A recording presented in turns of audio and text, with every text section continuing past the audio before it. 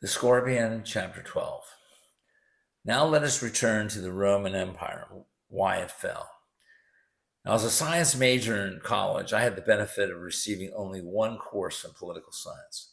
And while that puts me at a perceived disadvantage from the many scholars who write on these pages, it also confers a possible advantage.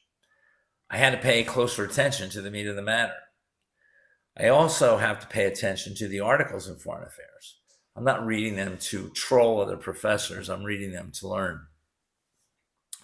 Now, scholars like to talk about Rome falling by way of the Visigoths, which is true, but more likely, Rome fell from within.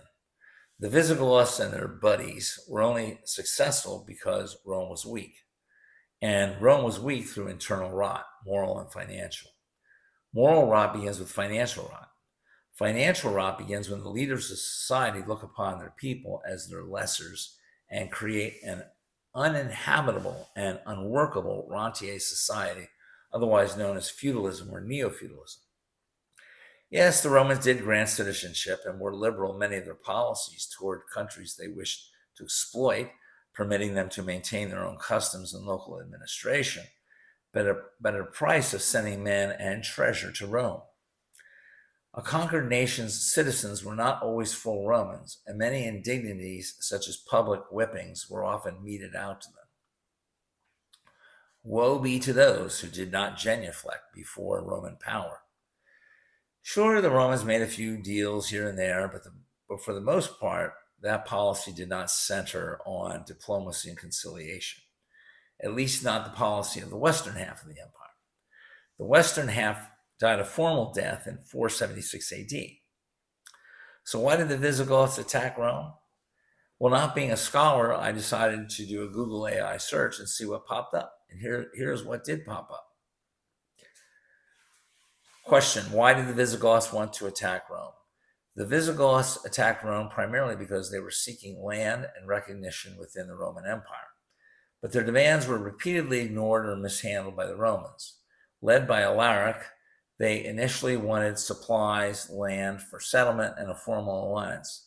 But after failed negotiations and what they perceived as mistreatment and betrayal by the Western Roman government, they resorted to sieges and plunder to force the Romans to meet their terms. Demand for land and status. After fleeing the Huns, the Visigoths wanted a secure place to settle and to be recognized as a formal part of the Roman military and political system, rather than being treated as outsiders. Mistreatment by Roman authorities. The Visigoths felt mistreated by Roman officials who they believed were untrustworthy and had broken promises made during previous agreements. Does that sound like anyone we know? Failed negotiations. King Alaric repeatedly tried to negotiate a favorable settlement with the Western Roman government. When they refused to meet his demands for land and payment, he initiated sieges of Rome in 408 and 410 to force their hand, a desire for recognition. The attacks were a way for Alaric to gain leverage and force the Roman Empire to acknowledge the Visigoths' power and grant them a place within its structure. Now, the eastern half of the Roman Empire, the one we don't talk about much, was much more successful. Edward Luttwak, in his book about Byzantium, The Grand Strategy of the Byzantine Empire, talks about a better way of survival. Work with the people around you. A lump of sugar will go far. As a result, the eastern half of the Roman Empire lived for 1,000 years more. That's right, 1,000 years. The key to its success was diplomacy, not bullying and war. Unfortunately, the western half did not follow suit, and so it brutalized its neighbors as well as its own citizens.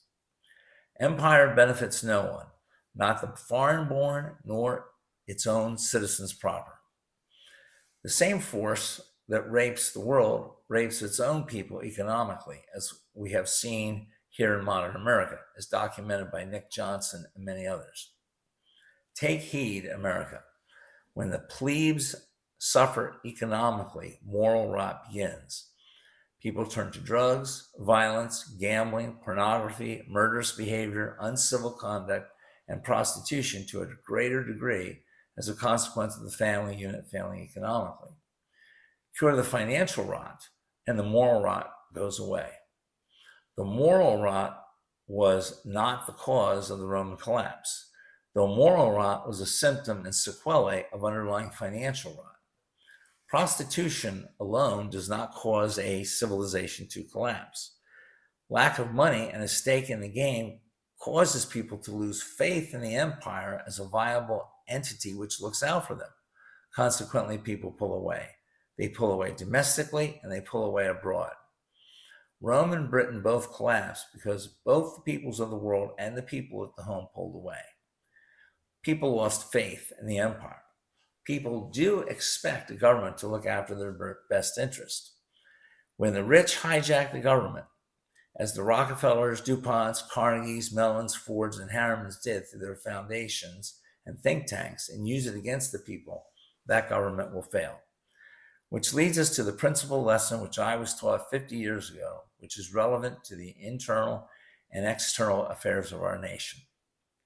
No matter the form of government, be it theocracy, democracy, dictatorship, monarchy, or republic, if that leadership does not respond to the needs of the people in time, that government will fail.